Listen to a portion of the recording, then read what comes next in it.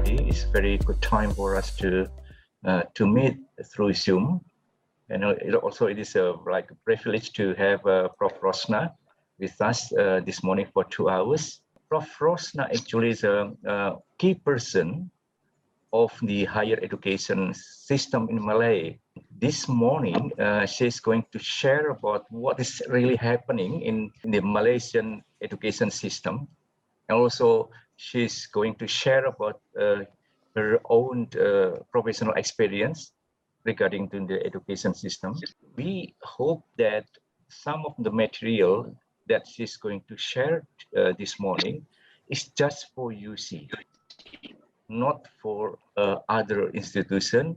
And please, it is like a very privilege for us to have this kind of material, because what Prof. Rosna is going to share is still something which is not published yet. Well, yeah, so please don't share the material to others outside of Universitas Ciputra. Okay, before we start, I'm going to invite Bu Jenny to have some statement or some expectation or some welcoming statement. Please, Bu Jenny. Okay, thank you, Pak Sunu. Good morning, everybody. Welcome to our discussion on curriculum development in the new normal period by Professor Rosna Awang Hashim. Warm welcome to Professor Rosna Awang Hashim from the University Utara, Malaysia, who will help us to explore issues and recommendations for teaching and learning best practices in the new normal era.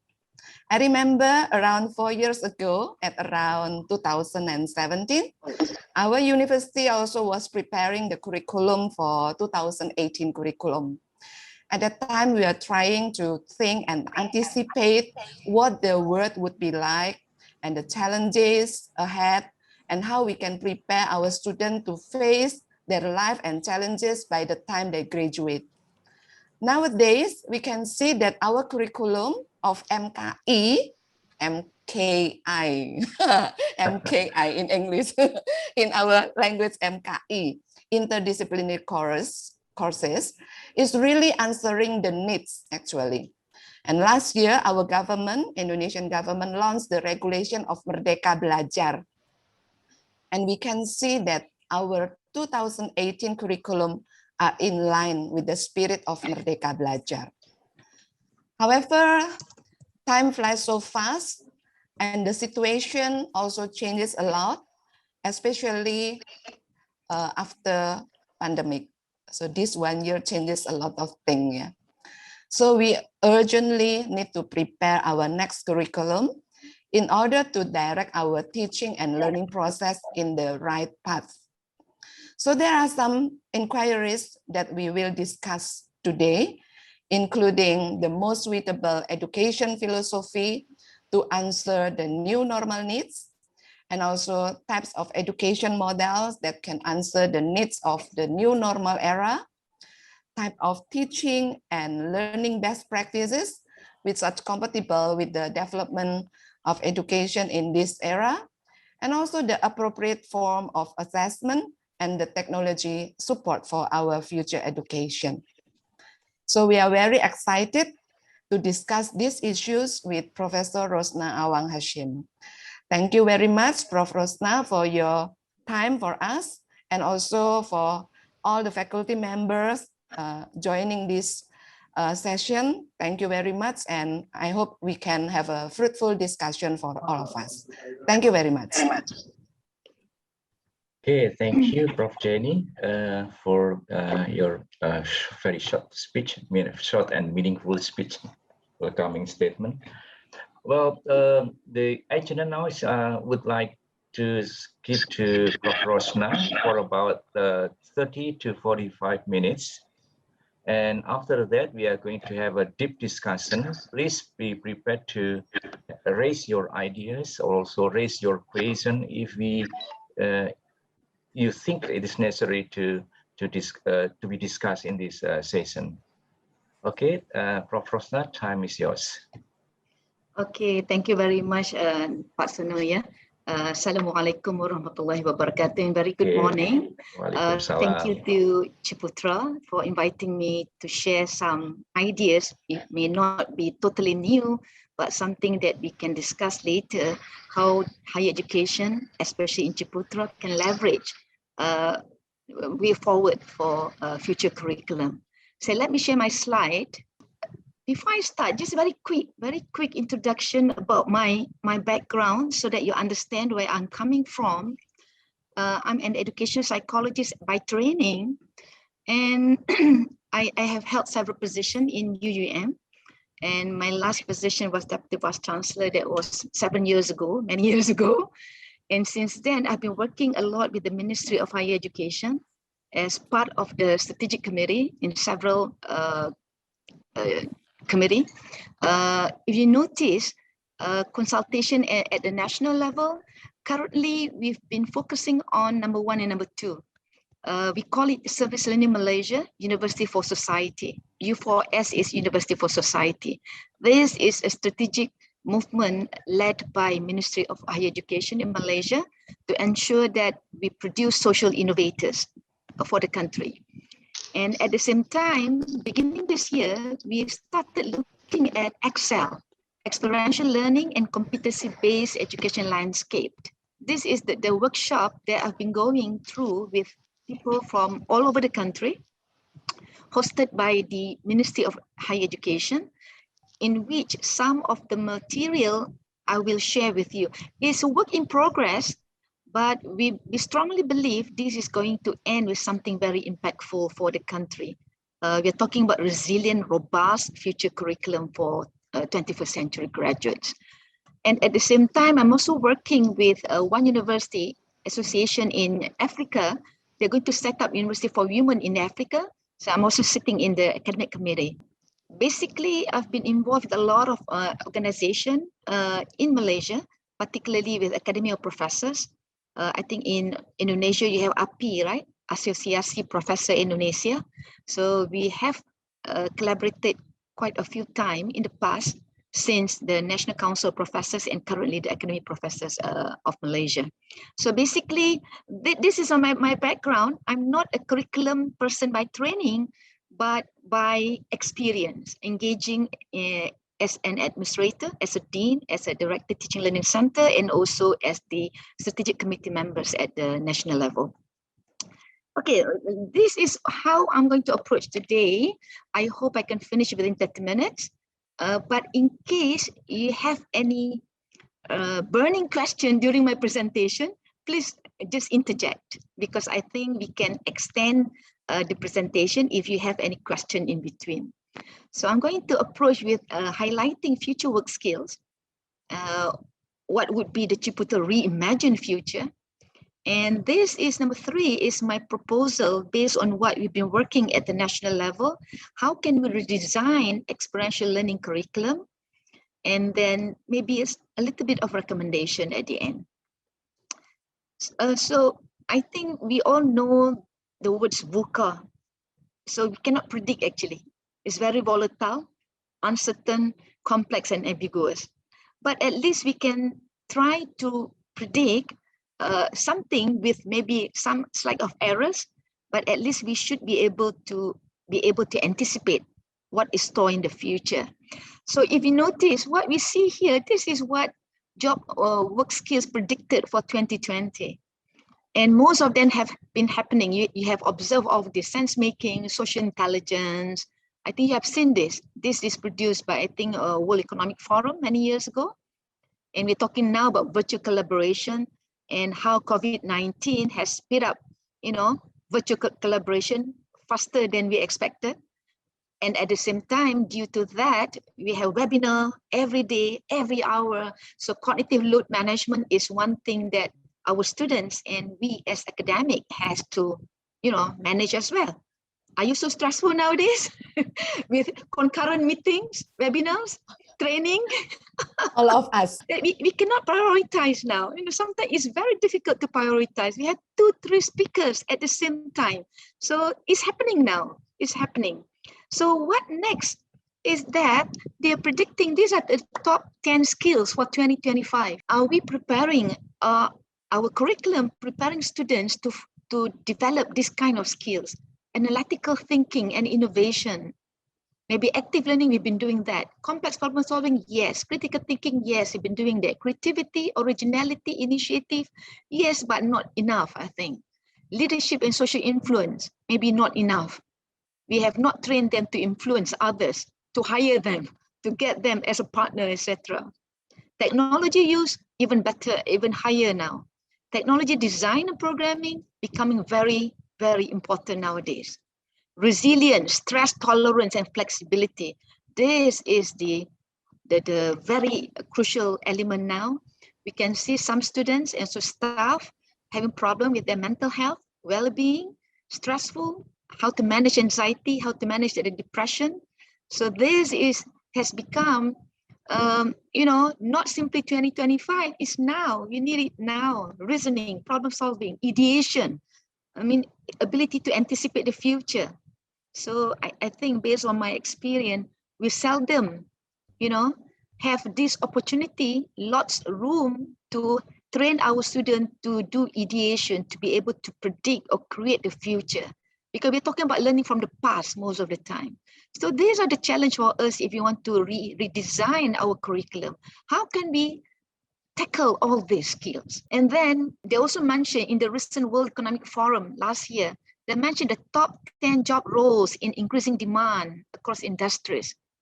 Are we producing enough data analysts, scientists, researchers, AI, machine learning specialists, big data, digital marketing, so on and on? So I don't think so. We don't have enough. We have enough.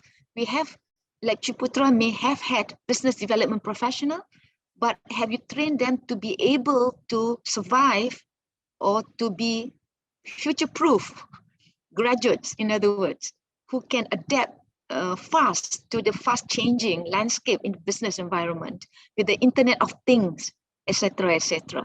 So these are our challenges in the future, actually. And our curriculum has to tailor to these skills at this juncture, actually. And if you look at the data presented by Coursera, who produced data for the future of job report in the recent World Economic Forum, I think most of you have seen this before, but I just want to share a quick review. They present the days of learning needed for the average. This is average. Average worker to gain level of mastery through Coursera. This is an online program, right? If you want to develop people in culture, content writing, sales, and marketing, it takes between 1 to 2 months. But from my experience, most of our graduates are not average. Some are below average.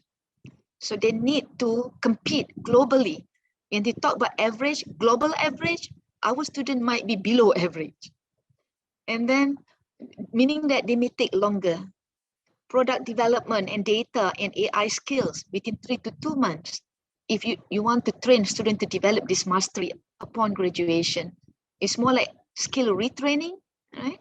And then if you want to train expert in cloud computing and engineering skills, maybe 5 months. Maybe with our student 1 year. By that time, they may not be able to catch up because things are going very fast. So these are the challenges, actually. And if you look at the future of higher education predicted by Wiley Education, these are things that faculty members have to be at par with, or they must have this skill soon. If not now, very soon. New teaching model, team teaching, co-teaching, teaching-only position will be common because there will be a lot of dimension or variation in the teaching model. And then, of course, we have to be technology savvy. I have to remind myself too. I have to keep updating. I cannot catch up with the technology nowadays. You will need to stay abreast and be comfortable with the instructional technologies and changes. Well, this is pretty challenging for me too. For someone who have been in higher education for 30 years, I think this is pretty challenging. I'm not so techno savvy, but I'm trying, I'm learning every day. And more efficient grading, better rubrics and automation will enable them to provide higher quality feedback. Yes, can we develop automatic feedback to students, especially from essay, qualitative writing, because there will be lots of marking if we want to go into really quality feedback. And then we will become more multidisciplinary approach. So these are things that I think if it's not happening, we have to start really fast, because these are things catching up very fast. And from student perspective, of course, they demand more engaging experiences. Despite the shortcomings here, if you look at the challenges in the classroom, okay, well, we need to do a lot more remedial work. I think there will be a gap between high school graduates and first year experience at the university. If we really want to transform our classroom learning, becoming very student-centered, and some of them may not be ready. So they will continue to need with help with writing, critical thinking, and professional skills. We are facing this, even in Malaysia, these are the real challenge, especially when you receive students for B40, the bottom 40% of population, which in public university in Malaysia, predominantly from B40. More than 50% of our students at public university were from B40. So we need to do a lot of hand-holding, scaffolding, and a lot of remedial work to bring them to engaging experiences. Okay, and then tangible result. They would like to see a tangible result, increased focus on concrete skills that enable them to graduate with a job that facilitate career mobility. This is the expectation. And then consumer mindset. They will expect institution to function like business, demand convenience, personalization, and professional skills. So this is, especially for private, I think, this is very, very important. So all these four dimensions are pretty challenging for us all, and we need to really transform the way we work today. And on top of that, of course, we need to align with SDG, the 17 Sustainable Development Goals, quality education, no poverty, etc., etc. But definitely, we need to link with quality education. What can education do to reduce inequality, good health and well-being, for instance? So those are the first section is my overview about where we're heading. And maybe I trust Ciputra may have started some of that, but having that in mind is very important before we start about what is your reimagined future. Do you have any questions so far? Professor Rosna, actually my question is related to the vision, so it's good, you know. So your second part is the vision. Okay. That's it. Okay. Thank you very much. All right, thank you. So I'm asking you, what is your reimagined future? I know Ciputra is very entrepreneurial in terms of the approach. You're using experiential learning because from the work of Pak Sunu, I can see you're on the right track. But perhaps I think you may have applied understanding by design curriculum. Okay, because knowing your direction, then only you can do what I call backward design process. Identify desired result. What is your desired or reimagined future? What you would like students to understand and know and be able to do. That is very important. And then how do you check that they have learned the kind of assessment that you plan to do or you have done? Or how are you going to transform assessment to make it more formative and sort of ongoing that can help them improve their skills? And finally, how do you plan the experiences and instruction? The teaching learning experience of activities. What learning activities that will lead students to desired outcome? Well, in Malaysia, there is a movement, we call it constructive alignment. This is what we call constructive alignment. Whatever you aspire, your imagined future should be aligned with the kind of assessment, and then how the learning activities should support students to be able to perform well in the assessment. So in other words, we believe assessment drives learning. A good assessment principle, a good assessment tools should be able to shape students' behavior. And the assessment is dependent upon the intended outcome or the desired result that you reimagine for your curriculum actually. So if we understand this, I think if all faculty members understand this, then there's no more working in silo, because every course is contributing, complementing each other. That is a challenge at the same time, because from my experience, most of us working within the four walls, this is my course, this is your course. And sometimes there is lack connection between course 1, course 2, and course 3, I mean the subject matter. So now we should becoming more interdisciplinary with the Merdeka Belajar proposed by the government. I'm sure multidisciplinary is the way forward for us to proceed. And if you look at the future learning, it's very ambiguous. At post-secondary, we know this is where we are right now. Post-secondary, we had a degree.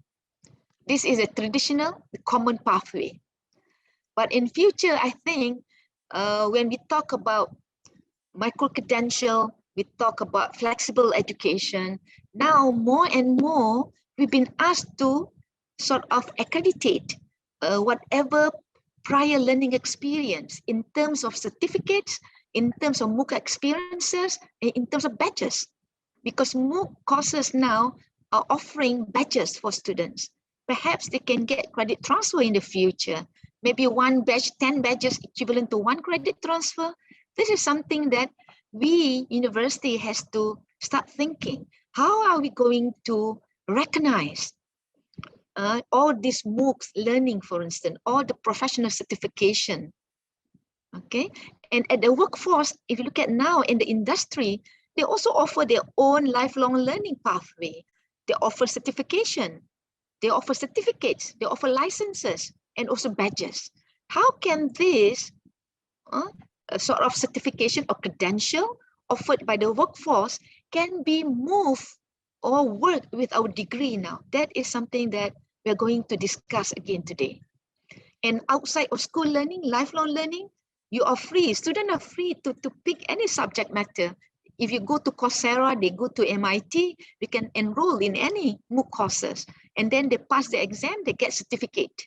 Maybe they get badges. So are we going to recognize that? That is a new wave, new thing. Okay, and if we recognize, to what extent are we going to recognize? Up to 20%, up to 50%?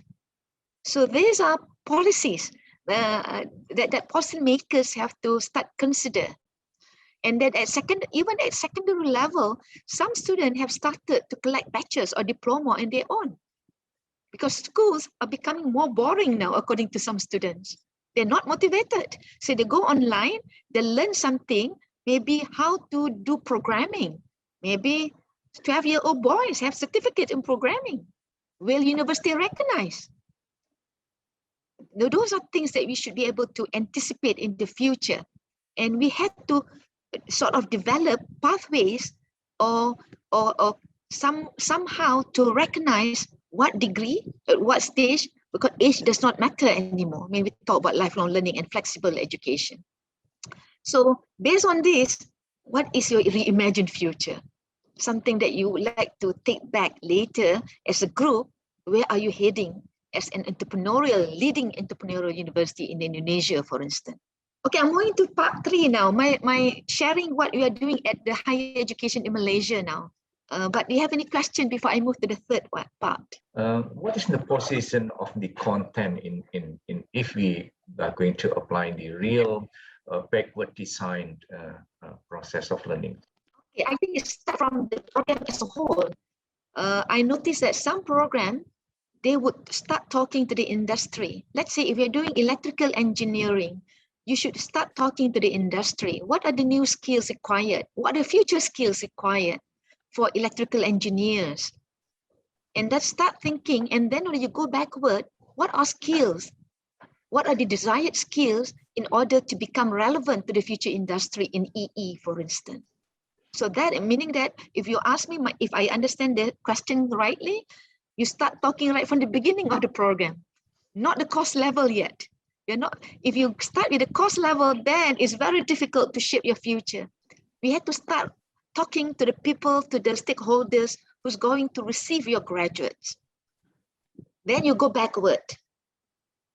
What are skills required? What are assessment required? In fact, you can work collaboratively with the industry. I'm going to share with you something that we've been working on in Malaysia, actually. It's pretty exciting. I've been looking at how MTON, Malaysia Technological University, we have about 5 MTON in the country. They've been working closely. Some of them, they have pioneered 10 programs in the industry, which I'm going to share with you later. Okay, Pak Sunun, is it okay? Yes, Prof. Thank you. Okay. Okay, let me go to the part 3. How do we redesign experiential learning curriculum for future needs? I share with you what we have in higher education, but I'm not going to deliberate further, just a quick one. What we're looking at is the structure. We call it fluid and organic curriculum structure or flexible education. When we look at the structure, we're talking at the global context, industry partnership, flexible and non-conventional, and convergence of disciplines. Those are the structures that we've been focusing at the moment, if you want to reform our curriculum. In terms of delivery, we look at the 21st century mode. It's not simply teacher-centered. We have pedagogy, when student and student learn together, co-create knowledge. What about cybergogy? How do you use the cyber, the internet, to use as a learning tool? And then how do you use technology to support learning? That is delivery. And the futuristic learning spaces. Learning space today is very traditional. If you have a lecture hall, please do not build lecture hall anymore. It's not relevant. Our learning space have changed. So we need to look to have more maker space, a learning space for them to be more creative, to experience, to experiment with new innovation or inventions. So lecture does not work anymore. It works partly, but not total lecture. Immersive experiential learning. So these are just delivery that we're going to talk, that you can explore further, right? In terms of assessment, plenty of assessment compared to traditional. Very authentic. You can get problem from the industry. You can get problem from the community. You have lots of problem with floods, for instance, lots of problem with unemployment. Why don't you ask the youth on campus to help us solve, give ideas, rather than use hypothetical problem solving? Give them real problem solving. It should be performance-based, should be personalized. You do some profiling for the student, should be integrated, contemporary, real-time, and challenge-based. And these are things that, of course, I cannot talk everything today. Just want to give you some sort of overview what higher education in Malaysia is working. We are championing this, but it's up to the university to pick up the bit of pieces, how they want to move on. We have come up with 4 different types of experiential learning curriculum. First is industry-driven curriculum. Second is community-driven experiential learning curriculum, and the research-infused experiential learning curriculum and personalized learning.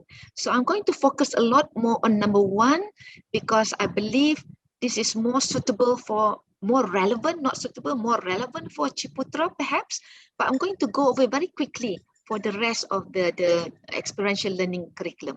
These are examples of what we have done in higher education in the country. We have a program IoT in agriculture. With the development of a drone, etc., IoT has to be in place in agriculture. And then we have co-op program, cooperative education program, transdisciplinary program, and apprenticeship program. We have SIP, structured internship program, and structured industry, SIAP, you call it, ready, right? Structured industry apprenticeship program and professional certification. You can Google from our Malaysian higher education website. You can get all this information if you want to explore further. But this is what I can see, the modus operandi or the model when for apprenticeship, for instance, we have this example. Between 20 to 30% university, they spend about 20-30% at university, but 70 to 80% from industry. We get feedback from industry and they can spend time at industry. And recruitment is normally done by industry, student recruitment. This is the new wave of student recruitment.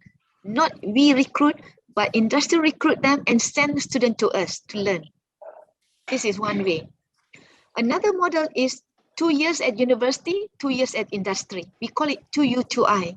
or 3 years at university, and sorry, this is 1 year, 3 plus 1. Unless you have 5-year program, 3 plus 2. Well, depending on your model, a student can spend between 2 to 3 years in university and 1 and 2 years in industry. But this, under this TU2I, the intake is done by the university. Of course, when we do recruitment by industry, they give scholarship, they give funding, but of course they must meet the minimum requirement for university. And they have cooperative education, 3 years in university, 1 year in industry. I think you should read further of what is cooperative education. Mainly they are part-time, they are paid. They are paid to do their work, but at the same time, they're also a student. But you can see example from overseas university, they have done quite a bit, especially in European countries. In Germany, for instance, they have done this quite a bit. And then in Malaysia, we also have SIP, Structured Internship Program, 1 year at industry in terms of internship. So all of this mode or model of learning with the industry involves a significant degree of industrial learning actually. They start working with industry right from the beginning, not towards the end or 1 semester only, but they work collaboratively with industry right from the beginning. Okay, if you want to transform, this is from the literature, what we have read so far. If you want to transform your education or your curriculum at the university, what are the various ways that the universities could drive experiential learning at the universities? Based on the report by Dr. Ruth Graham from a consultant from the UK, they said that the common features of emerging leaders in higher education is that it's either new university, they started with new university, or a systemic reform. So today when I look at your Timbalan Rektor 1 bersama sini, I think systemic reform is not difficult, I guess, because you need to look from the bigger picture, not simply at the cost level. You had to have a big dream for the reimagined future.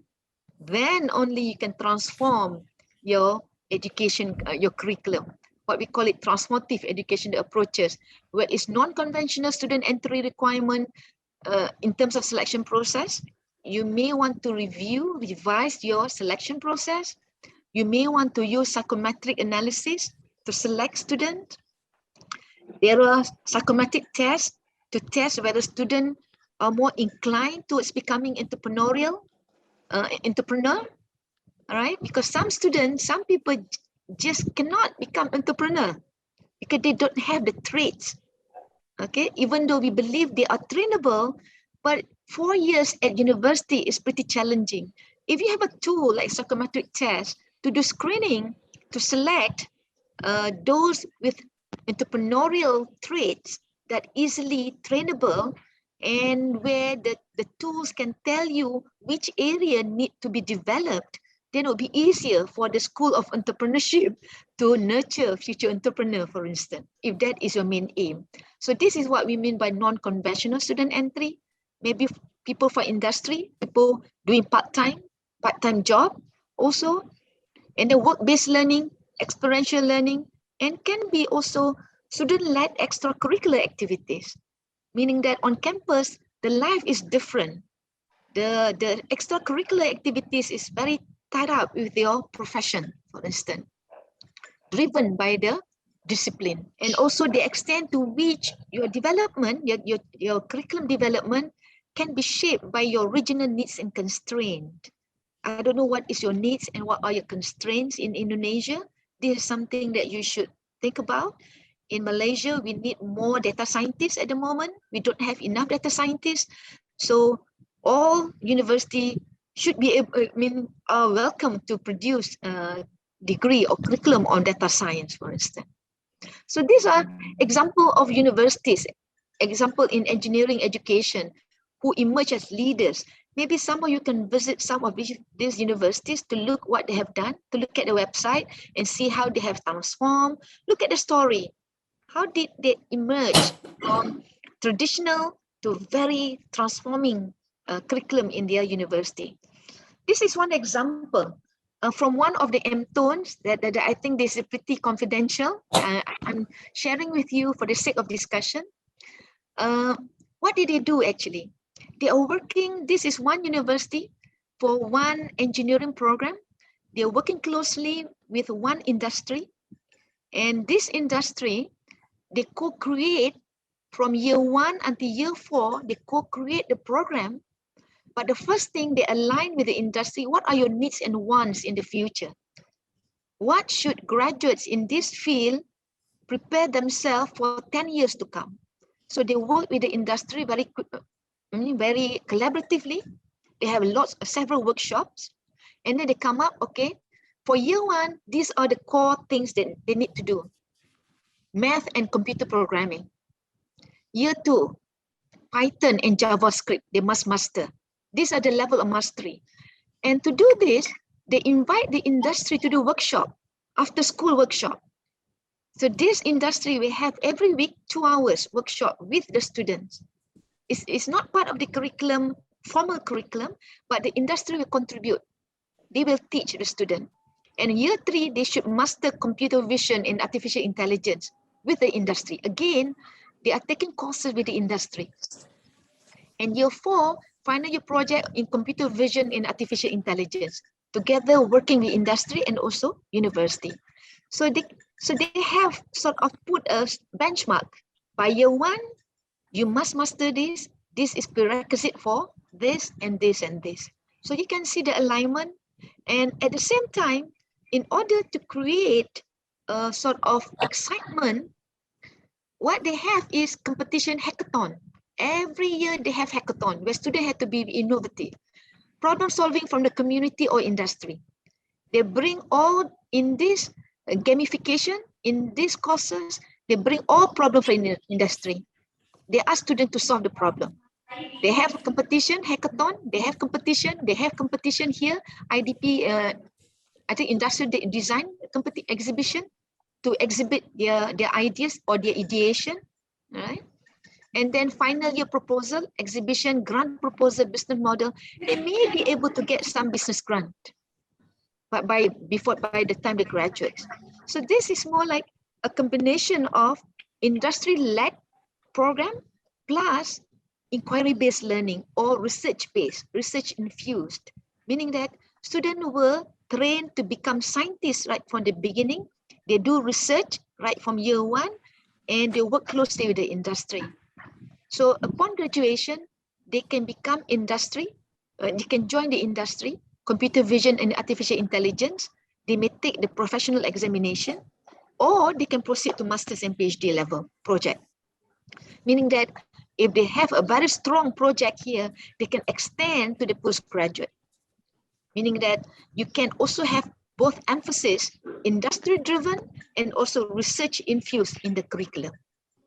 So this is one example, and they're going to launch this program soon, very soon. And at the same time, their extracurriculum activity also will complement what they're doing in year 1, year 2, year 3. And yes, it's very hectic, a very hectic program.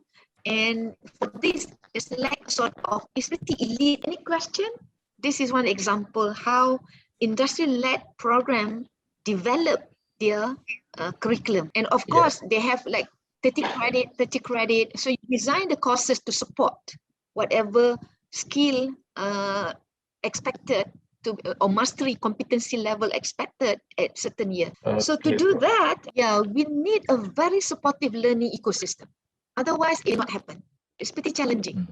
Students need support, lecturers need support, university and industry need support.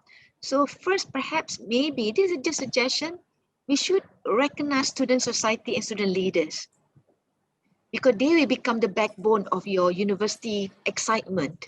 Whatever extracurriculum activity will be driven by them that will complement their discipline, that can harness their discipline. And we have workshop and competition in terms of gamification that also need to become some excitement on campus. This is the sort of one of the main activities for the university.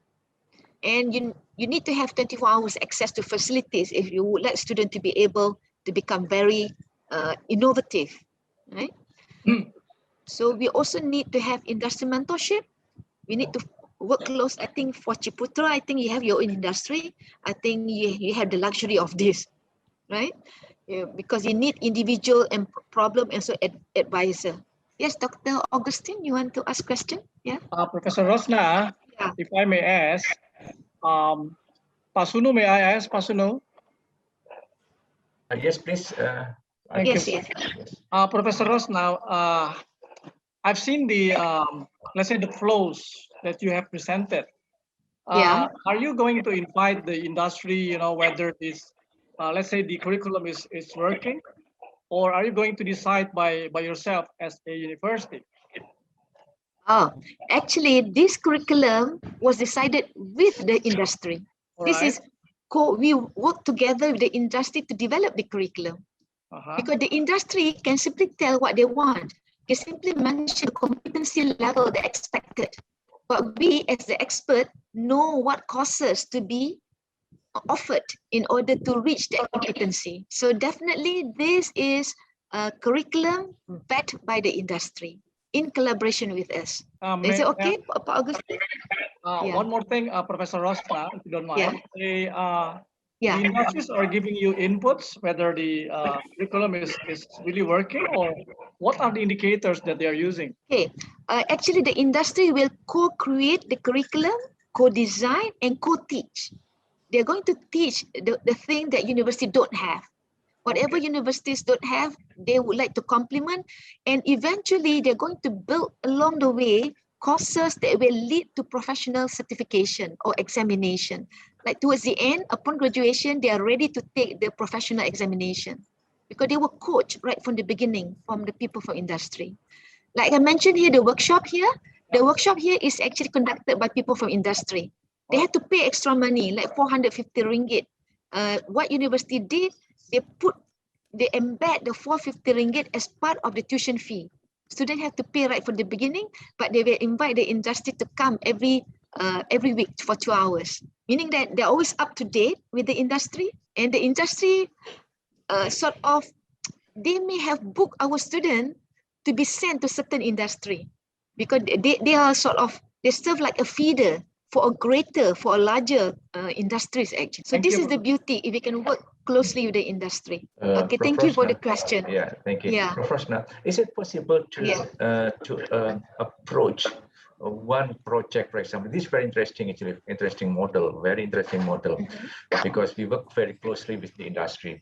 Is it possible one type of the industry, we approach one type of industry from different perspective of discipline? Is it possible? Yes. Well, it depends on the program, I guess, because the nature of this program is engineering, is very specialized. So perhaps they engage one company. Actually, that company is pretty broad, actually, engineering, but they're also feeder for a lot more companies.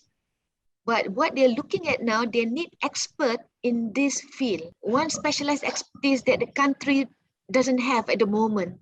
So they co-create. This is unique. I cannot remember the name, and I think I should not be able to tell the name of the program, but it's very unique. That's why they need feedback from industry. So in your case, you can co-create one program brand new, maybe the first in the world, but that is needed for Indonesia. What is highly needed for Indonesia?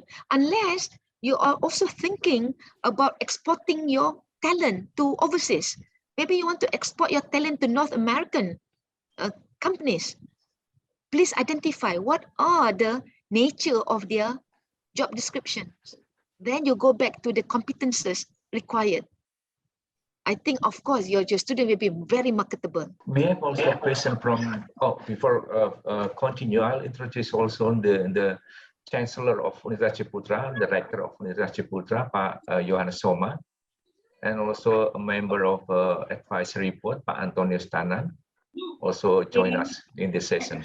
Morning, I'm pleased to see everyone here today. Prof. Rosna. Yeah. May I ask one question? Yeah. How university recognize or giving recognition to the achievement of the student if they pass the workshop, if they get the certificate from the industry? Yeah. How they put into credit? Right. Most of them would give some credit, some sort of certification. Normally, most of the program in the country, they have one professional certification upon graduation, especially for engineering. I think they have lots more. I'm not for engineering, so I cannot tell, but most probably we will embed in our curriculum part of the courses, if not all, that will lead them to get certification or membership, professional membership, that will enable them to sit for the exam at the end of the program. Because I think MIA, for instance, right, Malaysian Institute of Accountants, they have certain professional qualification, MIA, CPA, etc. So AACA, so we built some of the courses into the curriculum so that when they graduate, they can get directly, immediately the certificate, the recognition, or they may have to take less courses, to attend less courses in order to sit for the exam. Okay, Pak Luki, is it okay? Yep. Okay, all right. So basically all a program in Malaysia, when student graduate, they will graduate with certain recognition. It's either professional recognition or certification. So that is why University of Malaysia now have to work closely with the industry. So they have to embed industry element in the curriculum actually. So coming back to the supportive ecosystem, because if you don't have supportive ecosystem, no matter how wonderful your curriculum is, it's hard to execute. We would like to see industry mentorship, if you can find more coach from the industry who can work closely with, if not with individual, who can advise the group perhaps, small groups, and we need some grant, for some fund for training, consultation, to support group activities. And also we need an office to manage, because it's pretty loose, but still we need to manage the activities. Otherwise, it will not become so effective. So benefits to graduates, a lot definitely, right? At the same time, they get networking among students and industry players, can get placement even before they graduate. Benefit to university, even more professional body certification. Your program, you can say program is AACA accredited or whatever, BOT, ABET accreditation, etc. So definitely we should be able to attract high quality students, and our curriculum will be very relevant and up to date. And at the same time, we can create strategic partnership with the industry that is needed nowadays. Of course, benefit to industry, you have to also convince them. What are the benefits? In Malaysia, we are pretty much lucky because the ministry is supporting us very much. So for instance, industry will get double tax deduction if they contribute to the university, and at the same time, they can have access to highly motivated students. They can reduce their recruitment costs because they've been working with the student right from the beginning. They can apply corporate culture to train the students. They have access to expert and research facilities in higher education. This can be your CSR, right, towards university and society. They can claim that. In Malaysia, if they did this, they get double tax deduction again. And then they can get academic input to improve industry practices. Okay, it's a chance to be inclusive partner in higher education, reduce time a lot. You have to convince the industry. They can contribute a lot more to higher education and give back to society. So these are some of the attributes of what we call TU2I study mode. This is just an example. I will share this slide with you later for you to see. But just want to go very quickly. They have integrated curriculum, right? They have the integrated learning outcome. They specify the assessment methods, what the assessment method, and delivery methods also can be can have variation. Full immersion, log release, industry coaches, blended learning is a combination, right? And a curriculum structure jointly designed to answer your Pak Luki tadi, yeah, jointly designed by higher learning institution and industry. Industry minimum credit 40%. To I means 2 years in industry, and 20% or 20% if 1 year with industry. And a minimum placement time in the industry is 1 year, and the final semester in the industry. And yet they are full-time student, for instance. This is happening in the country. So University Malaysia Kelantan is pioneering this. We have our graduating soon. You can Google again, you look at Malaysia 2U2I for more information. The second one, I will go very quickly because it's already 11, right? So the first one, I focus on how you can work closely with industry. to produce industry relevant graduates. But at the same time, we would also like to have social innovators for our country, which means is very community driven. So to do that, ministry 2 years ago, we launched what we call SULAM, an acronym for Service Learning Malaysia, University for Society. I'm the deputy chair for this particular task force. What we do engagement with industry, with NGOs, with government agencies, and also with universities. We do roadshows, I think 5 roadshows so far throughout the country. And we did training, training of master trainer so that they can apply the right SULAM. I think SULAM is very closely related to KKN in Indonesia. But we make it very structured that is very impactful to the community. So this is some of the whys that we develop. Name the problem you're having, what is happening, why is it happening, and why is that happening? And again, we ask them. So it's very community-driven issues that we bring to the classroom and students go out and use the knowledge, in other words, theory to practice. So Muhammad Yunus is our icon. So we would like to see more social innovator, ideas that work for the public good. We would like to see this as well. So we would like to engage with the community and bring the community issued problem to the classroom.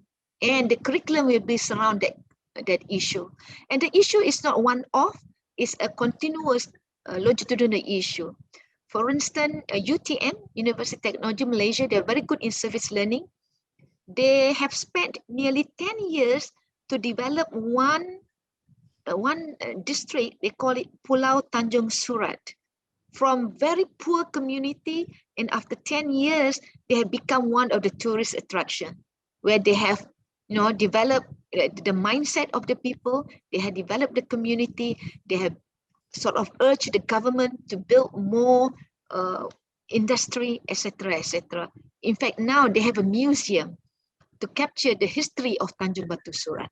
So this is what we would like to see, more social innovator like Muhammad Yunus. I think everybody knows Muhammad Yunus, what he did for Bangladesh. So we would like to see more people, more graduates who can come up with this kind of mindset. So the main player for SULAM, we need the funders. If not university, maybe the industry, any sponsor, the community. We would like community to involve, to identify their needs and come to us, to the lecturer. We will design, we will find the courses that can tap the issue. So that then the lecturers will transform theory to practice and student will carry out the project. It's more like knowledge transfer. Student will apply theories that learn in the classroom to solve community issues and hopefully to have greater social impact to the society. And we also propose 4 types of SULAM. I think I'm going to skip this. I'm going to give this to you and you can Google there a lot more information about. Actually, in North American University, they call it service learning. I think in Indonesia, they call it KKN. In Malaysia, they call it SULAM. Service Learning Malaysia, University for Society. This is more like a brand for the minister, actually.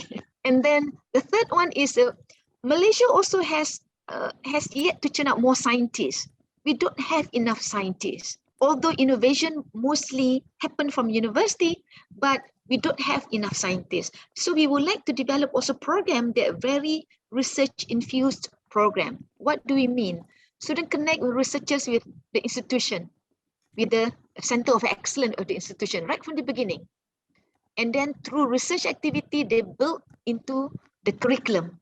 So they make connection and etc. Meaning that their 4 years on campus will be sort of connected through research and inquiry using the 5Es model, using this 5Es instructional inquiries model. This is what we plan to have.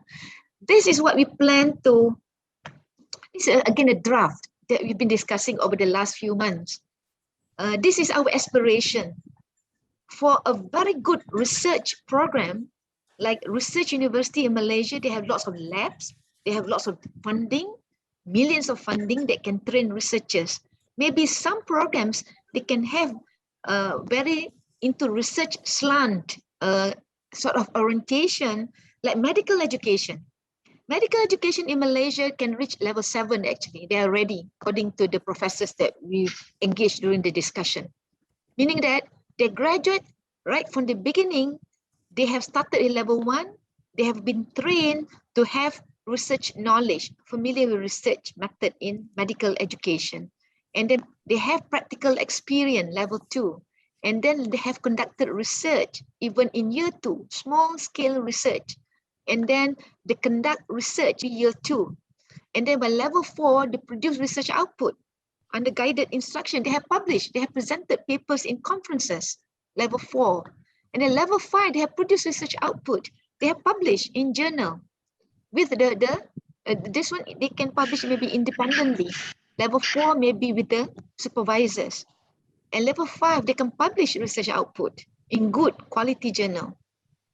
And level 7, they can become mentor to the young ones, to year 1 student. Because medical education, they have 5 years, right? 5 years training. They should be able to reach level 7 according to most of the medical profession that we have sought advice in Malaysia. So this is one, if you really want your program to be very geared towards research competency building, so you go backward. What kind of skills needed? What are courses? What are experiential learning that you have to go through if you want to achieve this? So we propose this is the 5 E's if you want to achieve that research infused competency graduates. The 5 E's: engage, explore, explain, elaborate. I think some people are familiar. I think very much similar to the Ciputra learning model, the entrepreneurial learning model from Ciputra, very much similar. And finally, this is personalized flexible learning. Some of the things that we have done in Malaysia, micro-credential, you use data science, we have book industry, e-content development, Sulam, like I mentioned, we have HIPS, high impact educational practices, we have game-based learning.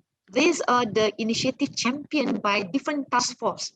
If you look at 7 here, there are 7 task forces under Ministry of Education championing this throughout the country to promote flexible education. What do you mean by that? Coming back to this one. The micro-credential actually championed by USM. You can visit University of Science Malaysia. Professor Karim is the one person, the gurus in micro-credential in Malaysia. They focus on specific competency or skill. They strongly encourage lecturer to do short videos, teaching videos, and also develop short courses, maybe amounted to what, 12 hours, 12 hours of student learning time, maybe 1 credit transfer or 0.30 credit transfer, depends on your short modules. If students are able during semester break, they can take the module and then they can be exempted from week 1 and week 2 of the program, for instance, because the micro-credential will be built based on assessment as well. So these are some things maybe we should look into. It's performance-based, it's personalized, they can take whenever they want to take, and they may be given some certificate or some batches, which the batches can be combined to become credit transfer. So these are things that I mentioned earlier, the freedom given to university to recognize the lifelong learning that is available at the moment. I think this is my recommendation. I think my last section. Whatever we want to do, I think lecturers play a very important role. Even though there will be a team who can transform the curriculum, it's up to the lecturer in the classroom to innovate, to initiate change. So with that, I think we cannot forget that teaching as a profession, we have certain kind of knowledge of the subject matter in curriculum goals. Maybe lecturer may have this, but knowledge of teaching, this is something, the new pedagogy that need retraining, consistent, constant training, professional development training for lecturers. And also, this is often neglected because I'm in educational psychology. As a motivation scientist, I feel that many lecturers don't understand their learners. Many lecturers tend to assume their learners are like them. 30, 40, 50 years ago. So knowledge, we need to keep updated about the millennial. What are the DNAs of the new millennial? What are the developmental challenges that they are facing now during the 4 years undergraduate? So I think that these three knowledge combine something that university must also invest in training, retraining of future leaders and also future instructional leaders, subject matter expert, pedagogical expert, and also the learner expert about understanding learners expert. And finally, we need also to transform our learning spaces. For instance, this is one example in one university in Singapore. I think. You can Google, I think our Ministry of Education has published this, makerspace they call it. You can Google, you can get the soft copy, I think it's available. You can see what the ministry has done, especially university with engineering background. They have identified makerspace, the place where students will go and do their thing there, innovate, recreate. Can be, this is part of their co-curricular activities, not necessarily linked formally to their current curriculum. And if you get by John Spencer here, what they say, they need to solve complex problems. All of those are involved in the maker mindset. They want students to have a maker's mindset. You can embed making in the curriculum, then they're able to develop that maker mindset. How can we build in that maker mindset in the curriculum? That is also a challenge for us. If lecturers themselves are not innovative enough, lecturers don't have the maker mindset, what are we going to do? That's a challenge. So I think Pak Sunu, thank you so much for having me here today. So we can start with our discussion, I guess. Yeah, thank you. Prof. Rosna is very fruitful. It's very inspiring for me, and I hope also for others. At least there are two questions written on the chat. One from Pak Lexi, and the second from Purahayu or Puayu. Pak Lexi is from the hospitality industry, in the hospitality department or hospitality faculty, and Bu Ayu from the design and fashion business. Okay, I can take the first one from Ibu Lexi, ya. Ibu Lexi. Pak Lexi. Bapak ya. Maaf. Bapak Lexi. The important issue is tourism, which is attitude. But online hybrid learning tools give challenges. Okay, in your opinion, how to teach the new way? Yes, the new paradigm, I think, is pretty challenging. First, for us to change our using our new tools, how to engage new learners. That's why I mentioned the combination of understanding learners, understanding the pedagogical knowledge, and the subject, not simply subject matter expert. I think it's important too. Yes, they have attitude, but how can we make them engrossed in the learning? How do we design the classroom? What kind of activities? If you go back to backward curriculum, we have the aspiration, we have the assessment, but the teaching learning activities, the design of the learning activities, the problem that we bring to campus or to the classroom, I think that also has to be improved. I think if you can work closely with industry, I think tourism has to work with industry. I believe strongly. Bring them to the industry, let them see the real issue and ask them, what's wrong with the problem? How can you help solve? I think that may to a certain extent help to them to revisit their perspective, their attitude, authentic. But bring in authentic experience, I think would be more exciting for them. Put them in the driver's seat that this is what you're going to do. I think that is what, I know it's easy to say, but how to, that is something that we have to figure out. Yes, Prof. Because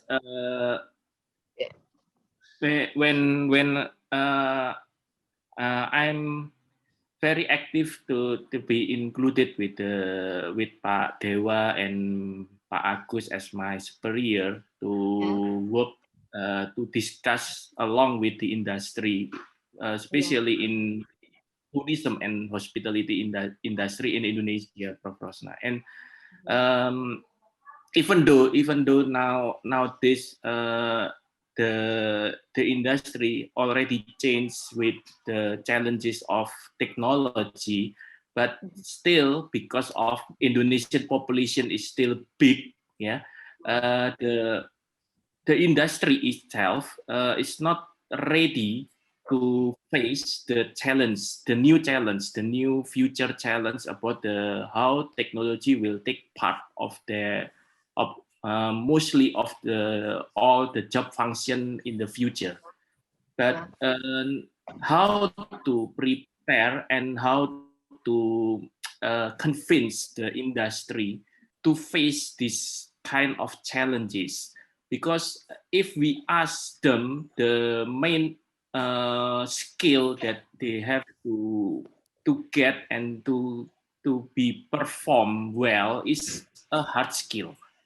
Mostly it's hard skill, and their professional certification that came from the industry mostly is hard skill, not the soft skill. No, so we are facing the how we can like what you have presented, the future, and then the 10 skill will be useful for the future,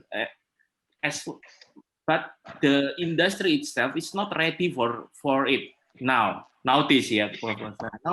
How we convince our student, our student parents, and the industry that will become the user, that our curriculum that we will build or we will develop will be used in the future. Thank you. I think, thank you, Pak Lexi. It's pretty challenging. Honestly, I don't have the answer, but at least I think perhaps it is time for us to work with people from abroad, those who have managed to overcome the challenges, and learn from them how they overcome the challenges, and how can we become the leader in the industry so that we become the role model for the industry. Because I think right now they're still skeptical, they're still hoping, praying that things will go back to normal, but I don't think so. Yes. Right? So we should become the champion here to convince them, hey, look, this university have done this, right? Maybe what we can do, perhaps what we did in our workshop, we search for good model that have worked in overseas, for instance, what they have done. And normally overseas university, the document is very open-ended. I mean, you can access the document, you can read thoroughly, step by step, how they overcome that, how transformative shift has been done at their institution. And perhaps I think next is you can ask your leaders to influence the government, because the government has to do something. In our case, the government help a lot. When the university, through, for instance, academic professors, we always have negotiation with the government. We have webinar, we have forum, and then we submit some policy brief to the government to give some input. We write a newspaper to give input to the government. Then only we can work more effectively. That's the best I can respond at the moment, because I know even in Malaysia, our School of Tourism also is having the same hard time, because industries are not willing to invest because they are also having a problem. Okay, thank you, Prof. Rosna. Okay. Okay, next, I think from Pak Antonio, Antonio. I think the first one is from the second one from Rahayu. Okay. Are there any programs for the lecture to have more? In Malaysia, we give lecture sabbatical. Those without industry experience, we encourage them to go what we call it industrial attachment. Otherwise, they have to work closely with industry. We appoint a young professor from the industry so that they can come once or twice every semester to give talk to our staff and so lecturer. And our lecturer should be able to leverage the industry so that we can invite them to come to class. So meaning that there must always be good collaboration between lecturers, especially in the business, in the field that is very related to business. In my case, I'm from School of Education, so we work closely with ministry to infuse some change. But for industry, you have to be friend with people for industry.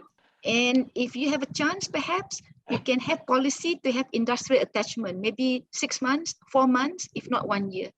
In my university, in Malaysia, normally we give up to 1 year industrial attachment with certain output. They don't simply go with nothing, but they go with some, especially with research collaboration. They go to industry, have some publication, have some project with the people for industry.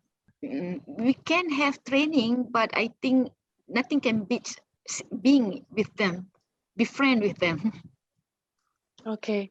Good morning, Prof. Rosna. Yes, morning, Rahayu. Yes, actually, I have an experience where I was actually from if in fashion we have to okay, fashion. Yeah. Okay, Yeah. yeah. So we cannot separate the industry and Yes, education. But exactly. sometimes, yes, because I have an experience when I'm so focused in my education career, so I need to learn about the pedagogy and there was a time when I feel so hard to answer the students' question because at that moment I'm quite far from the industry, so that's why I'm asking if the sabbatical leave it's like just maybe there's a limited time, yeah.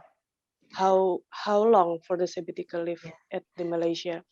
Okay, in Malaysian university, normally every 5 years, lecturers are given 9 months sabbatical leave. They can choose sabbatical leave or industrial attachment. So paid sabbatical leave actually. For instance, I took 2 sabbatical leave. Every 5 years, I will drop everything. I try to drop everything. I go to the States for 3 months, if not 8 months. I will go for 3 months just to get to know what's new, what's happening in the industry, in my industry, for instance. Or attachment to any good company who is willing to have you and also working with your university. But first and foremost, I think, is the relationship between top management of the university and the industry to create MOUs, to welcome them, to be friend with them. And of course, it's a win-win situation. They get some benefit from the university and our lecturer also get some benefit. If you ask me how long, very long. Should be continuous. We also did that. We also do that. Like now we have an MOU too with the industry, but sometimes it feels like it's different when we do it by ourselves than like having a friends in there, but with like that's kind of different feeling, I think. So that's why I'm asking if there any program to it's like a new paradigm because in Indonesia we have to there's a program from our ministry that the lecturers should have a time in the industry so we know what happened in the industry, especially in my industry. It's very fascinating. That's why I'm asking, because we need to like standing into work in industry and in education. Exactly. I'm still thinking maybe you have an idea or opinion. We can do that. Can we do that? Standing in the 2 different worlds at the same time. Because for instance, we have SKIMPA, School of Creative Industry and Management. Under that, we hired one fellow, we call it from the industry, a songwriter, a composer, famous composer from Malaysia. So he used to become our, but we call it fellow utama, principal fellow. So what he does, he bridged the industry and the academic world where he teach our students. And recently he got a PhD from us and he moved to different university, becoming a lecturer in different university. But at the same time, remain a great composer in Malaysia. So you can have, perhaps lecturers should also have their own brand. Branding of the lecturer, maybe you also have your own brand in the market to prove that you're also selling something marketable. Some of our lecturers also a designer, but there's in fashion industry is also a broad, not only designer, but there's also the biggest thing is the industrial manufacturing, and that's I think it's quite hard to be into, but we need to. That's why maybe thank you for your. Okay. I will thinking about how to do this. Thank you, Prof. Rosna, for your insight. So thank you for the question. And I also believe that there must be some policy built in the university. Perhaps you have got the policy already. Perhaps how to make it more inclusive so that people from the creative section can can participate more effectively. I remember in UUM also, the School of Creative Industry is new to us, so we need to adjust to ensure that they are more inclusive in our promotion activities, in our incentive and recognition for their academic achievement at the same time. Because these are unique profession. They're not like in like engineering or in education, because these are creative people. So they need different mechanism to incentivize their contribution actually. Okay, let me see from Pak Antonio. Pak Antonio is in the advisory board actually of Universitas Ciputra. Right, okay. My question is, how higher education Malaysia manage the corporation industry during COVID? Yes, we have to do e-internship. They work from home. We collaborate basically on internet.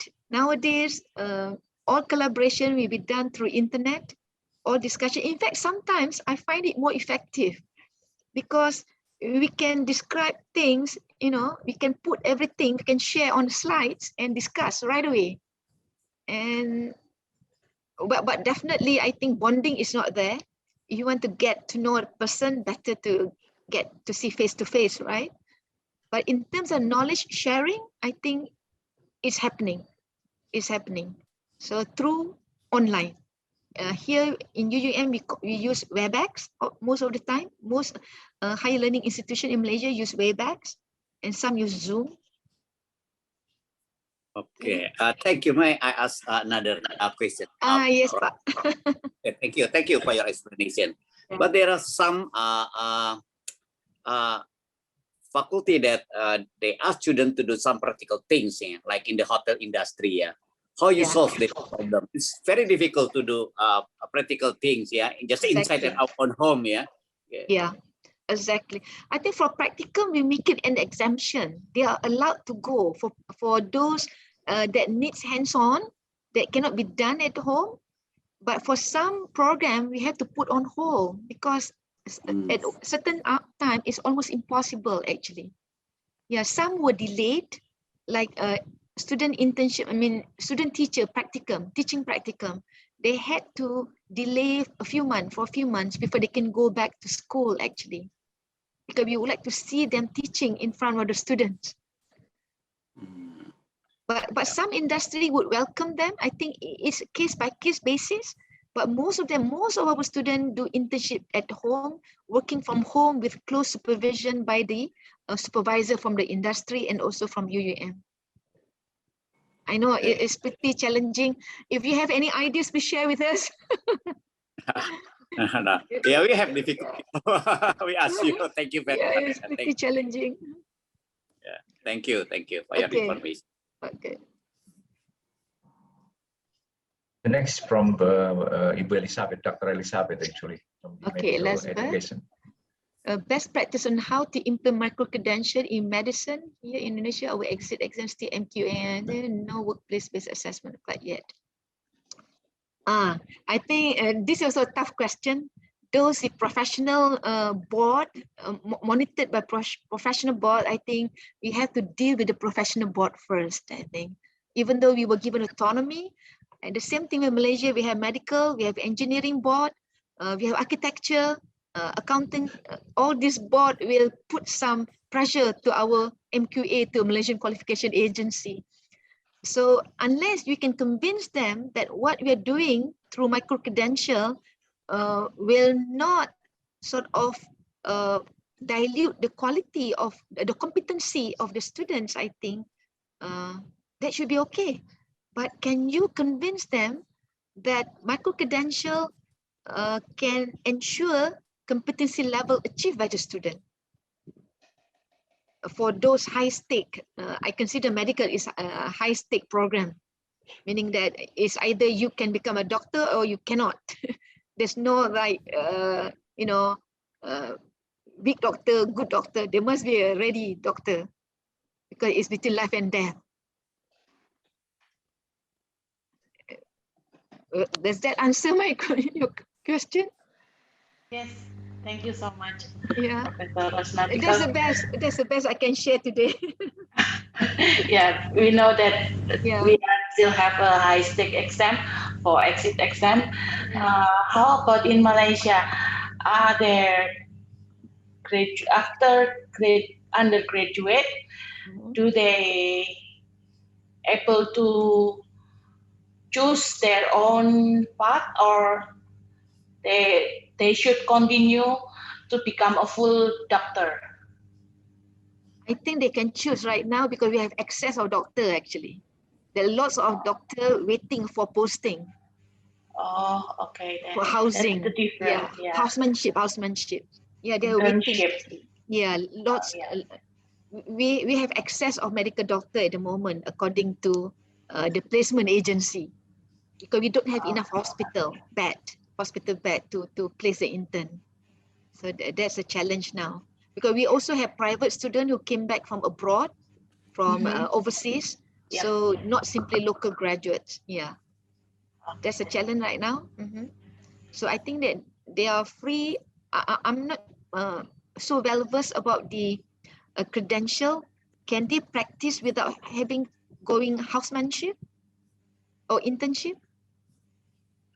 Here, we shouldn't have to pass the profession, so they pass with the doctor title with not just MBBS or here it's sarjana kedokteran.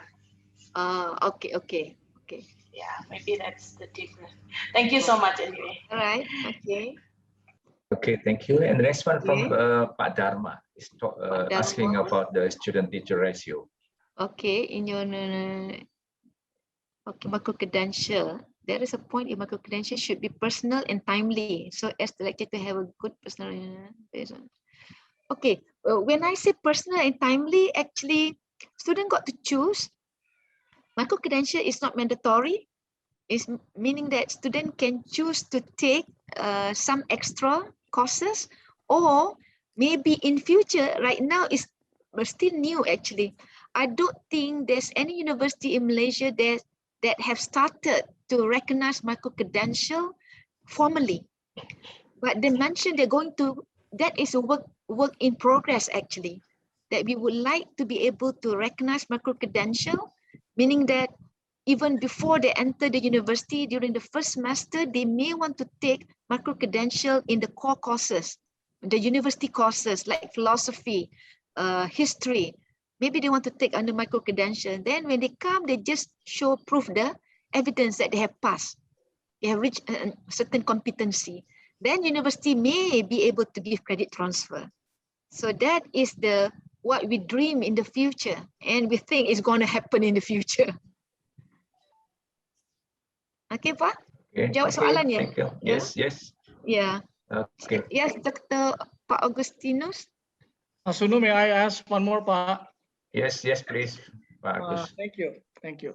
Professor Rosna. Yeah. Looking at your presentations and then also looking at the World Economic Forum data and the Global Competitiveness Index data, I've seen that Malaysia is really at the top 50 levels or top 50 countries, improving very well on the competitiveness index. Is it really related with your, because you have mentioning the government is using your curriculum, and this is actually created the, high achievement of the competitiveness index, Professor Rosna. Is that really the result of this, or? I should say it's a combination of all effort, I think. And Okay. I think I should praise the Ministry of Higher Education. They're very strategic since the establishment of Ministry of Education was established in 2007. Before that, we have only Ministry of Education. But 2007, we had Higher Ed for the first time. And then we split after a while. I cannot remember what year we split. And then now we come back again together. At one point, we merged again. And this is the second separation between the two ministries back in 2019, I think. We have regained our higher education. Yes, I think because once we have the higher education ministry, they use all the professors. They set up like first 2007, we have National Higher Education Strategic Plan, 2007 until 2015. And then we have Higher Education Blueprint from 2015 to 2025. And we are in the second phase of the Higher Education Blueprint right now. So whatever that I shared with you is part of the Higher Education Blueprint that together we sit down, we'll do lots of workshop, bengkel, berulang kali bengkel, and then we come up with a lot of task forces. And I've been working with the ministry since 2007. I can see, even though with the changing of government, our main philosophy remained, our main agenda remained, with slight changes for branding, for instance, but the rest stay. So the ministry has a lot of sort of head of departments. We call it pengarah, director of, I think, 7 sections, mainly from higher education, professors from higher education. So they engage us. Yes, to a certain extent, we advise the government. Well, they don't take all our advice for your information, but at least those they can absorb, they take our advice, and I think they look up upon professors. And yeah, so far, even though we're not happy completely, but we're happy at the moment with what is going on. Yeah. I can see to a certain extent, yes.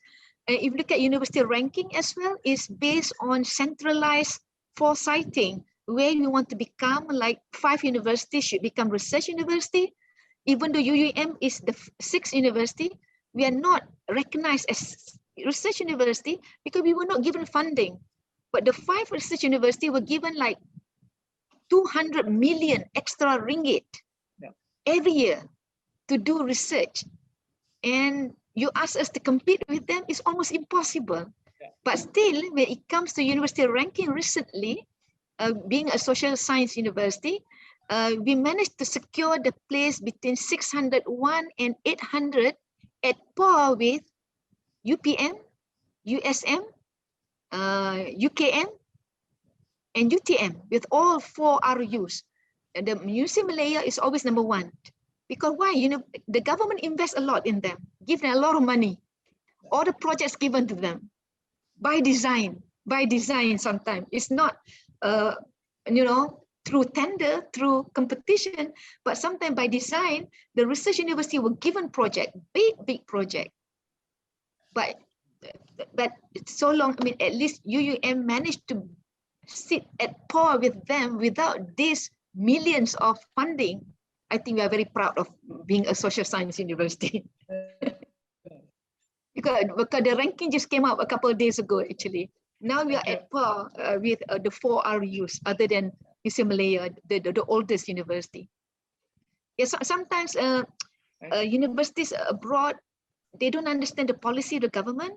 So they thought only the 5 universities are the good university in Malaysia. Maybe I can tell the university in Indonesia now. The 5 universities were the strategic positioning of the government of Malaysia to showcase the comprehensive university in Malaysia. But we don't have enough money to invest in 10. Out of 20, we have only 20 public university, actually 20. So the first 5 were given extra funding to become research university. Thank you, Professor. Is that enough, Pak Agus? Okay, thank you. Is there any more questions from the deans, maybe from the head of departments? We have here Prof. Utami from the dean of the Faculty of Finance and Business. Okay. And also Bu Astrid from the Architecture. Interesting. Yeah.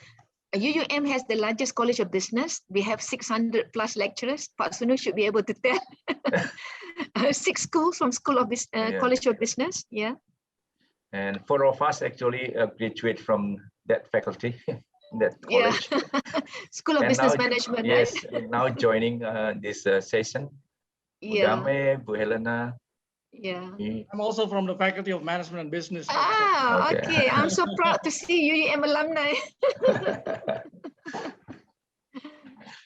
Bu Dame, is there any question? Crystal clear, Pak Sunu. Okay. Please send more of your academic to study at UUM. I welcome everyone to UUM. Nowadays, you can do online because the 2 courses, the required courses, research method and academic writing, this is the time to enroll. You don't have to come because of pandemic. So first semester, you sit back, relax in Surabaya, and then you can come, later after the pandemic. By the way, thank you so much for the very good question. Make me think. You need this kind of question to keep thinking, be more creative, and perhaps I can go back to my colleagues, to my team members at the higher education to start rethink some of the question, how we can move forward, bring the higher education in the region, it's not simply Malaysia, to be more competitive post-pandemic. Okay. Thank you. If not, I'll invite Bu Astrid to tell briefly about the program that the Faculty of Industry Creative, what's happening in the Faculty of Industry Creative or Creative Industry. I think in this faculty, there are some very interesting programs so far. Bu Astrid. And yes. Okay, so please, Bu Astrid. What is the Dean of the Faculty of Creative Industry? Hi, Prof. Rosna. Yes. Yeah. We are here having 3 departments within Creative Industry Faculty. We have the Fashion Product Design Department, Visual Communication Design, and also Architecture. Right now, we have already had many collaboration with academic institution, national and internationally, and also with the industry. So far, we have done many things in the 3 areas of activities in university for the teaching and learning process, and for our innovative research, and also for our community service. Yes, of course, because of the pandemic, we previously have so many hands-on experience in our teaching and learning. It has been changed a lot to be the online learning session. Your presentation is very inspiring, and I want to raise maybe some issues for discussion. The first is how to check maybe the students' quality of work, since our products is mostly the real products. For example, for fashion design, for product design, we have so many maybe storage or chairs to be made. Yes, of course, they can make in their own place, but actually, if it is a craft or it is a handworks, we want to see the real qualities of their work.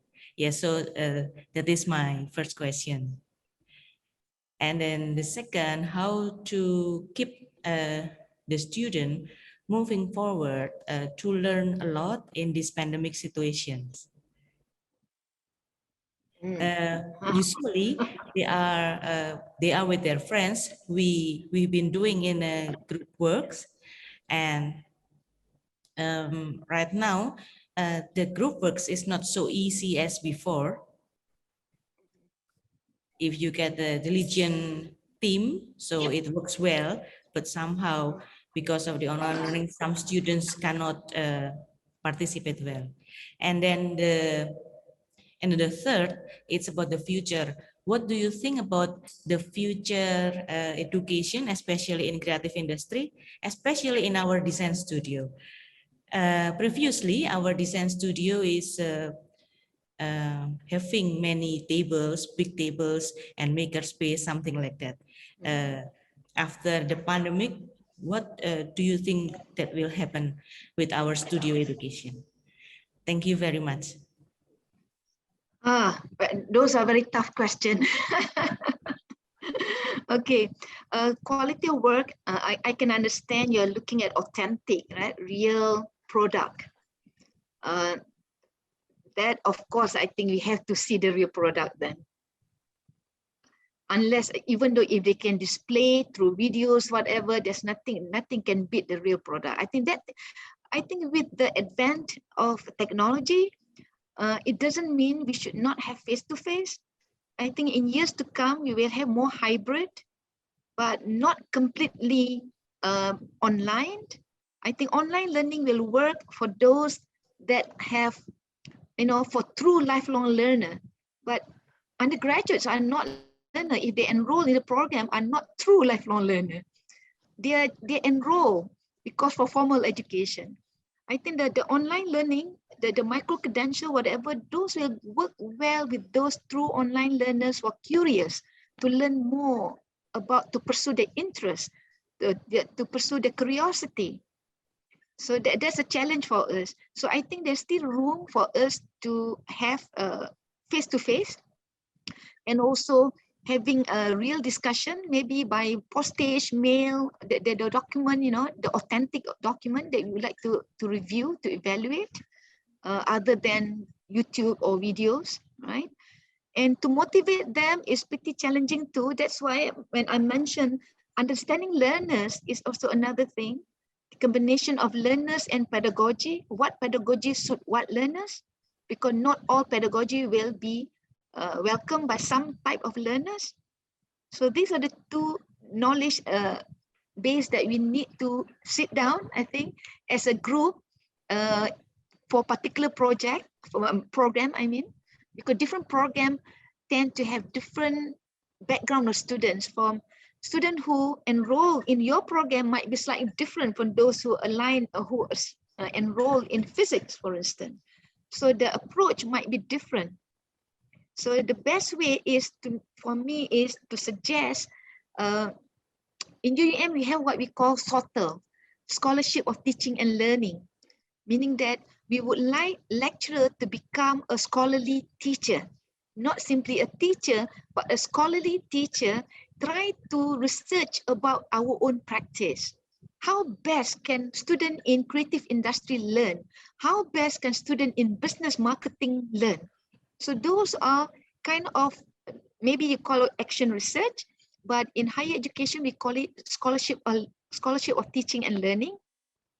So there is a subtle approach. I used to do that. I have some small grant, like 10,000 ringgit grant, and I experiment things in my students, and then I publish. So this publication is part of public sharing, that we can show people, hey, this is one way to approach. So I don't have the exact answer to your question, how to motivate them, but you can look at the literature in your field. There must have been people who do study on motivating unengaged learners in creative industry or in innovation, whatever. There should be some ways to overcome. But mainly, I think our knowledge about pedagogy, how they learn with peers, cybergogy, how to use technology, should be updated and upgraded each day, because there are so many new things coming in, and students, once you introduce them to one techniques, they got hooked up to it. It's very easily. But right now, I think I also remind myself, I also keep attending workshop to ensure I'm not too teacher-centered. Like what we did today is very teacher-centered, right? Even though we use lots of Socratic approach, question and answer, but with adults, with interested adults, it's okay. Whatever method doesn't matter, actually, if you're really interested. I learn best through lecture, actually. I love to listen to the scholar, to the gurus, because we can learn on our own. But the young ones today, they need to be inspired. But here today, we have inspired people. You don't have to inspire. That's why you can listen to teacher-centered. But with student-centered, I think we need to find ways to arouse the curiosity. To me, is to arouse the curiosity and to link the subject matter to real life. How can we increase values in our assessment and in our assignment and assessment? If they can see, oh, this is exciting, something that I'll be using in my future, I think they will invest more effort. The future of creative industry, VUCA, very uncertain, but you can see how the migration from record company to iPhone to all sort of this disruptive innovation can take place anytime. And things used to be very valuable may no longer be valued. Maybe ability to design not valued anymore, because you can get anytime, anywhere you click, you can see lots of design. So why do you have to invent more design when you can use computer, use graphic, tweak here and there, you get a new design. So the training of design studio will change due to the advent of technology. So I think what we need to know is what are the new technologies in the field to assist designer. You have to be up to date. Otherwise, you just do things manually when people can automate. Lots of things will be automated, but how and what it cannot be automated. So the beauty, I think, in higher education is computer cannot think. So anything that they cannot create, innovate, is the thing that we can hold on to. The rest will be automated. So our job is to identify what cannot be automated. That is something that we should be able to, we should teach. The rest will be taken over by the machine. Wallahu a'lam, the Muslim is. Thank you very much, Prof. Rosna. Okay. Okay.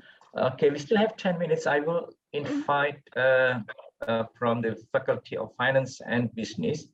In the previous stage of curriculum development, we need to identify or do some mapping about the problems and needs, and then transform those into learning outcomes. And how difficult is it to do that from the point of view of the Faculty of Business and Finance? Maybe either Bu Dame or Bu other people from Faculty Finance and Business. Please, Prof. Utami, still join us? Still here?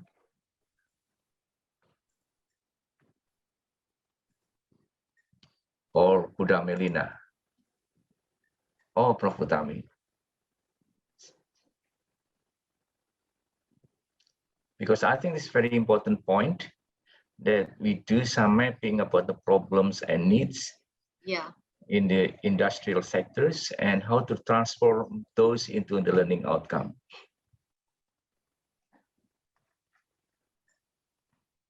Yes, I think it's very crucial that to identify the future skills required in the field, and if industry people can foresee, but at the same time, from our engagement also, sometimes they cannot foresee.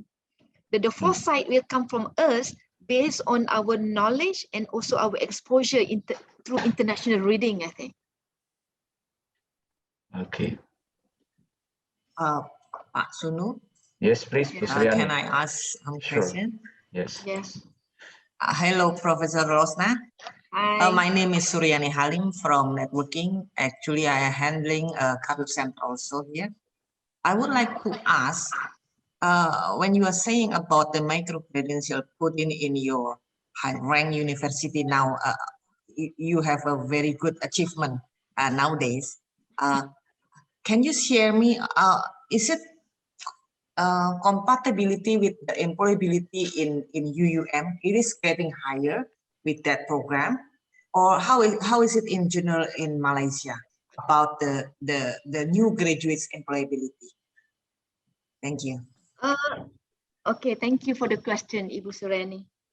So far, we have not received the statistics yet for last year, but for the previous years, it's pretty high. UUM in the 90s, maybe 90, 92, 91, 92% employability. But when we talk about employability here, it doesn't mean it's commensurate with qualification. Sometimes they're underpaid because of excess of graduates these days, right? But pretty high. Very few university with low employability actually. Yeah, in research university, in UUM, for instance, is pretty high, Okay. So is it got to do with the vocational job that available, but actually the university create a more research type students? Is it have a correlation with that? I think it both, because both. What we do normally, we have our CUIC, Center for University Industry Collaboration. So the CUIC will work closely with industry, will visit, we have networking, and also we have joint research. And nowadays we have public-private research industry, meaning that this also again initiative by the government. PPRN, for instance, they offer grant for research. So we have to compete to get the grant. So, but when we compete, it forces us to work with the industry, like it or not. And over the last 5 years, I think, from UUM perspective, I think I can see lots more industries collaboration compared to the time when I first became the Deputy Vice Chancellor di Malaya Rector 1 in 2010. I can see we're still beginning. Actually, UUM started looking seriously into ranking 10 years ago, 2010, when Professor Mustafa and me become the VC and Deputy VC. We explore ranking not for the purpose for ranking per se, but achieving excellence, because ranking normally aspire university to reach a certain level. So we use that as a benchmark, work backward, just like backward curriculum, and devise strategic action plan for the university. And one of them is the establishment of CUIC, Center for University Industry Collaboration. And then we have Center for University International Cooperation, just to manage international MOUs and to network. I think most universities have it, but we formalized to ensure that they were given specific term of reference. You bring in industry that are interested in UUM and bring students for placement, internship, and to a certain extent it helps. And we also invite them on campus to become our adjunct professor or adjunct fellow. So, because we are very remote, if for those who have come to UUM is very remote area, very about a 5 hours drive from Kuala Lumpur, and yet we are still visible, and Alhamdulillah, we are doing good. Yes, we accept 5 of your students last year, and I see one application already set up from your student to want to join study student exchange in tourism faculty. So thank you about that. So I was interested when you say the undergraduate actually have a different type of learning model compared to the higher education or long life learner. That is, they need to be inspired. So in answering that the data, that even though 90% of your students got the rate of employability, but still have some have under, what do you call it? Here we call it UMR, under wage minimum requirement.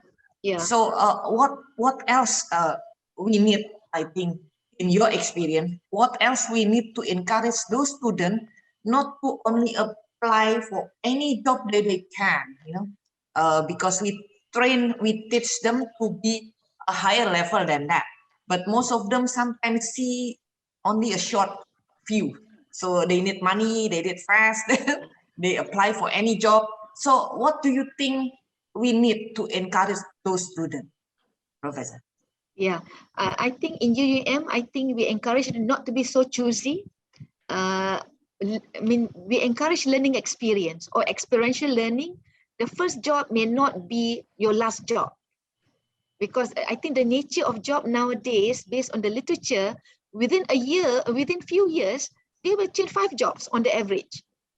So the first job, just to land them a job quickly, because if they don't want to miss the opportunity, yes, to encourage them, the only way to encourage them to go to a better or job that commensurate with the qualification is to prepare them well in terms of communication skill, the soft skills. Problem solving, critical thinking. I think those who were underpaid were those who lack soft skills. So we pay a lot of attention on developing sort of persona, you know, when they go out, walk into the interview room, you have a certain persona, very confident, very vibrant, but that needs a lot of courage. And one of them is ability to articulate in the second language. That is a challenge for us because, like I mentioned earlier, they're from majority of them from B40. In UUM, 70% from B40, bottom 40, underprivileged. Bottom 40. Bottom 40 means from the bottom 40 of in the country in terms of income. From the low income group. From the low income group. The rich one, they will go to private university maybe. They go overseas. But what is left, because we have only 20 public university in Malaysia, so I shall say majority of the university have about 50% at least from B40, low income group, with limited, not limited, sort of challenge, language difficulty in the second language because of their background, their upbringing. Yeah. So Professor, so I see the line from the B40 go into university, when they out, they still have the lower segment of income. Wow, we need a lot of homework for that, yeah? Yeah, definitely. I believe we need remedial work actually. Because it has to do with self-confidence, self-esteem. Because I can see some of them, and then not all, let's say if we have 10 B40, maybe half of them, little bit, they have some attitude problem, yes, but at the same time, when you don't have the language command, it's pretty challenging for you to present yourself well in public, actually. Yeah, so yeah. those are the challenges. I've also done a couple of research. You get data from the ministry. I got top-down grant. The same thing. Those who fail to get a job from B40 and from program that is less marketable. Professor, we have the opposite problem here. So our student coming from upper level, they go to university as entrepreneur, you know, when they go out looking for job, they are very choosy. They are very choosy. That end up, you know, they just scratch out, take whatever it takes because you only have 2 years in applying new jobs. But then I need advice how. When your problem is need for language proficiency in a B40, but in ours, in a high level, we also have a behavior, a defect, I say, a behavior defect. You are too proud. So you are very good at social science. How? Yeah, that's where values come in. That's why we ensure that our curriculum must embrace certain values. Moral values. That's why when you talk about sustainable development goals, quality education, giving back to society, like through community services, like service learning, Sulam. Sulam is one of the projects that enhance lots of values there. When they go out to the community, they can feel for the community.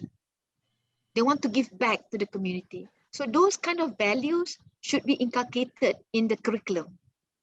Even though you teach engineering, how do you bring in values that when you develop a building, it must value the culture, respect the culture. Remember those days, I don't know, in Malaysia, those days when architect draw plan for housing, for low income, low cost housing, there's no playground. There's no place for child to hang out. So what happened in the 70s and 80s, lots of youngsters will go and hang out in the shopping complex. They call it lepak. We call it lepak. There's no place for them. And also at the same time, they built only 2 rooms. Lots of incest happening. sexual abuse. So these are things that we would like to train our future students to think. What are the consequences of your behavior, your design? What does it mean to the community? Do they appreciate, do they value your design? The same thing with fashion design. What does it represent? Does it represent our values? Things like, these are the kind of things we try to deliberate in the classroom, to bring in issues so that students start thinking, who are you? What are your beliefs? What are you bringing back to the community? How can you avoid bribery, rasuah, yeah? Because it's hard to break corruption, for instance. How can you bring this value when corruption is sort of celebrated in some department? I see. Yeah, those should be thought through with the curriculum planner and also the implementers, meaning that the entire faculty should sit down and think, what kind of values that you would like to nurture here? Empathy, respect elders, sustainable goals, green, those kind of things. And where, in what course, where in the course do you infuse that values? What kind of assessment that show evidence that your students has value? Professor, I saw that kind of words is they already put in our curriculum and syllabus. Yeah. But for these 5 to 8 years, I see the outcome. We still have the same problem with the behavior during the interview, things like that. Yeah. But I think I will put this as a homework for Pak Isuno then. Yeah. Because I think this is need a research, because we are now putting some basic controls again for our candidate for graduates, to make them can answer the industry complaint to us. Your students are too proud or too ignored. Yeah, things like that. Self-centered. Yeah, see, yeah. Is it happen all over the world? Yeah. Indonesia, Malaysia have the same character? Those are the traits of millennials. But we can do something to curb that from becoming worse. Yeah, because they were brought up in a new era. And when online learning is taking place, again, there's no face-to-face interaction. So there's no adab or adat being practiced, being observed. You know, the culture, the norms of our culture is slowly, losing. Then how the online era would continue one more year? Yeah. Then? Yeah, that's why the kind of assignment, the project that we give them should to a certain extent touch that kind of sensitivity, make them think, where they have to make value-based decisions, and you have to justify, to do reasoning. Why am I doing this? A lot of reflection, and under the experiential learning, we ask them to do a lot of reflection. What does the assignment do to you? How do you feel? What's new? So these Professor, are kind let's do of some research with us. Yes, Professor, let's do some research with us. I think it would be interesting. Would be interesting to get student reflection and analyze their reflection. Yes, we can do that. Thank you so much, Professor. Okay. Thank you, Pushriani. Thank you for raising some ideas, good ideas, or some issues. Yes, Pak Luki, you want to? I think it's already 11. That's right. 5 plus 11. So before we end this session, I would like to invite Pak Luki to raise some key or important issues that we need to follow up after this. That's right. Thank you once again, Prof. Rosna, for the inspiration. Things that we need to do is we need to emphasize again our curriculum on OBE, actually using backward design model. So I think OBE and backward design is in line. And also we need to consider that during studying in the university, students need to put into the real experience in the industrial world, so that they can get the. So we are not waiting for 4 years, then they come to the real world, but actually in this era, they need to be ready before they graduate. So we need to consider our curriculum as well, according to this issue. And then I also get inspired with Sulang. Yeah? So it's not only get something from the society when they graduate, but students need to contribute as well to the community. Yeah. And most of all, lecturer is the key. They are the living curriculum. They need to design and innovate the curriculum so our student can meet the demand. So I think that's what I can get from the this session, Pak Sun. Thank you. Okay, thank you so much, Pak Duki. Well, Bapak Ibu semua, we have a lot of homework to do after this. So again, Prof. Rosna, thank you so much for your inspiration, also aspiration. Hopefully this will encourage us to develop a better curriculum and a suitable curriculum for our students, especially for the future. Again, let's give applause to Prof. Rosna. Again, thank you so much for your presentation. Thank you so much. Okay. Thank you, Prof. Rosna. Goodbye. Thank you for the invite. Yeah. I hope we learned something today. If not, minta maaf sekiranya ada apa-apa kekurangan, kesilapan ya. Okay, thank you. Sama-sama juga. Boleh ambil gambar Pak Suno? Oh yeah, Group sure, photo? sure. Can we take group Oh photo? yeah, Yes, foto. Okay. Kenangannya, foto yes. kenangan.